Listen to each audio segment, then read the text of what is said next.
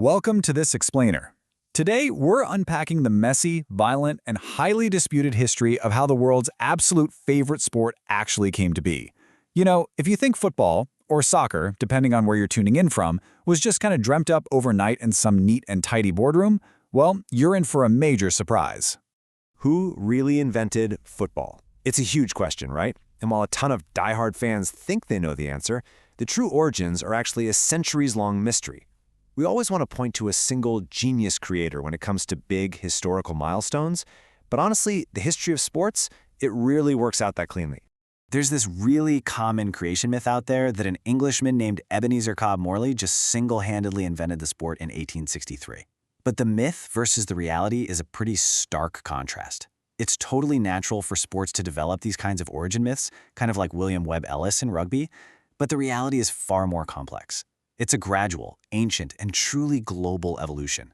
Claiming one single guy invented a game that's evolved across the globe over thousands of years, yeah, that's practically impossible. Which brings us to Section 1, Ancient Origins and Ancestors. To figure out the true countries of origin, we literally have to rewind the clock thousands of years before the English Football Association was even a thought. We're going way, way back to antiquity. So, looking at the historical timeline, we see the Greeks had a game called Episkairos in the 9th century BC, and the Romans had Harpestum, which Roman legionaries actually spread all across Europe. But get this, FIFA actually recognizes the ancient Chinese military training game Cuju, dating back to between the 3rd and 1st century BC, as the very earliest form of football with solid scientific evidence behind it. And what Cuju actually entailed is just mind-blowing. It originally involved kicking a leather ball through this tiny hole in a piece of silk cloth. And that cloth? It was fixed on bamboo canes suspended 9 meters, about 30 feet in the air. Just imagine the sheer precision that required. It was a rigorous test of skill for soldiers. The rules were standardized during the Han Dynasty, and the game eventually spread to Japan and Korea, where it was known as Kimari and Chuguk. Moving right along to Section 2, Medieval Mob Football Chaos. Fast forward to the Middle Ages in Europe, and the game evolved, or, well, maybe devolved is a better word, into these incredibly chaotic, localized events. We essentially trade the extreme precision of ancient militaries for the brute force of the common folk. Let me paint a picture of these mob football matches. They were absolutely brutal. I'm talking essentially village-wide riots, where the only goal was to drive a ball from one district to another by literally any means necessary. It got so out of hand that 7 different British monarchs straight up banned the sport between 1200 and 1650. We have this crazy 1481 account from Coston, England, calling it an abominable game that rarely ended without some serious loss or accident. It's actually the first description we have of a pitch and of dribbling. But yeah, walking away uninjured? Not really a thing. And the equipment they used was just wild. We had this frankly hilarious account from Francis Willoughby in 1660. They would take a strong bladder, sew it inside a bull's scrotum, and, I am not making this up, they would literally put mercury or quicksilver inside the ball to keep it moving. Willoughby's account is also the first to describe actual goals, tactics, and players deliberately breaking each other's shins. Honestly, it's a miracle they eventually realized they needed some ground rules to stop players from just constantly attacking each other. All right, Section 3, the Great Rulebook Rivalry.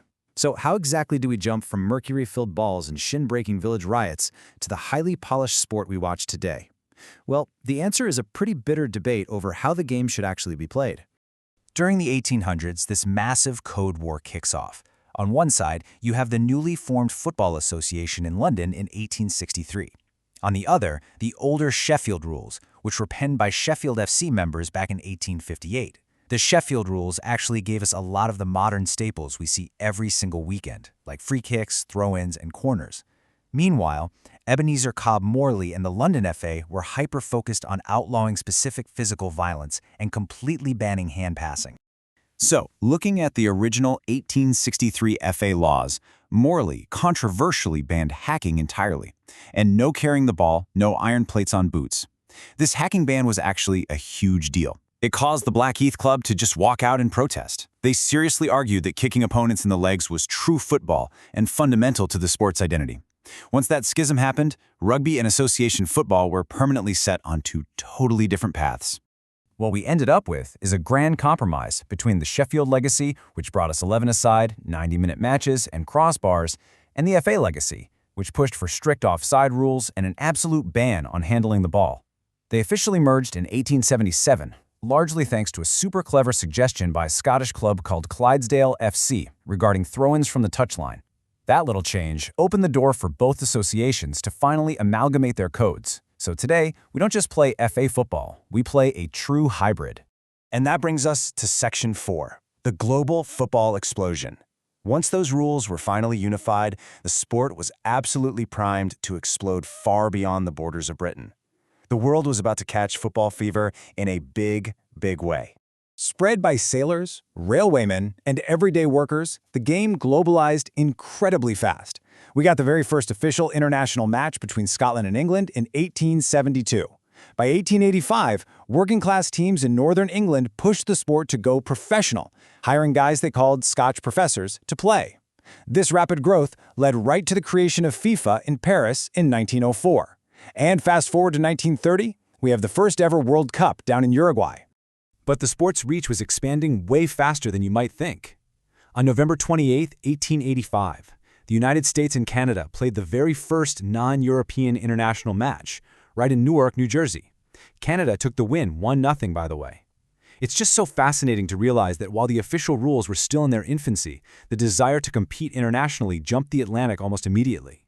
Which brings us to today, 265 million. That is the number of active players worldwide, according to FIFA estimates. It's a sport generating a European market value of 38 billion euros. I mean, that scale is practically incomprehensible when you compare it to its humble origins. What started out as local village mobs fighting over a mercury-filled pig bladder has evolved into this highly codified, multi-billion-dollar enterprise.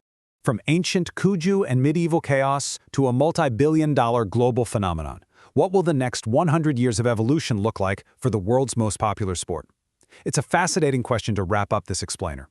Where does the beautiful game go from here? Will the rules keep adapting, just like they did in Sheffield and London over a century ago?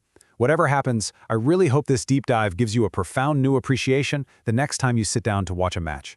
Keep questioning, keep learning, and thanks so much for exploring with us today.